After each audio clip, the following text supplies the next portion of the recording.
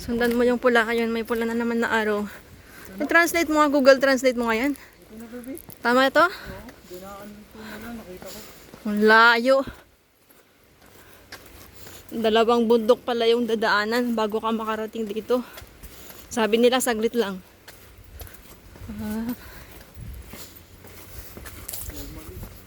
Wow, mali yung ano. Kung mag-vlog kayo, i-details nyo. Kagaya dito, naka-details. Oo, ilang oras ang lakarin. Naglakad kami ng 1 oras mahigit. 1 oras ba? Mahigit 1 oras. Meron pala dito, baby, ano?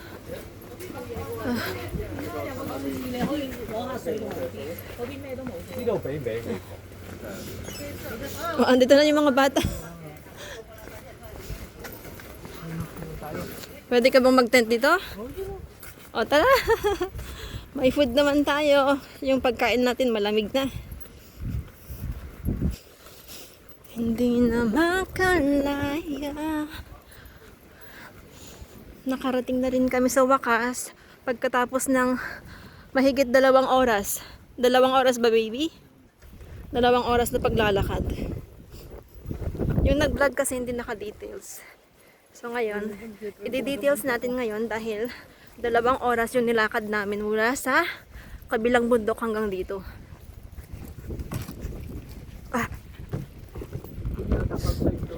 Ayan, dadaan kami dito sa kahoy na tulay.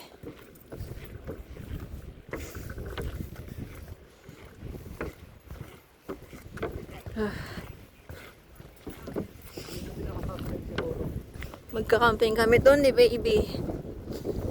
Meron pang trail. Diyos ko, nakakamatay yung trail dyan na. Ayun o. Wow. Wala.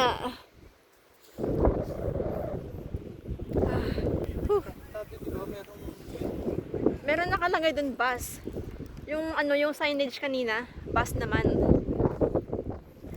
So guys, yung plinag nila mali. Yung details. Bali 2 oras yung nilakad namin. Wala sa kabilang bundok. Hanggang dito.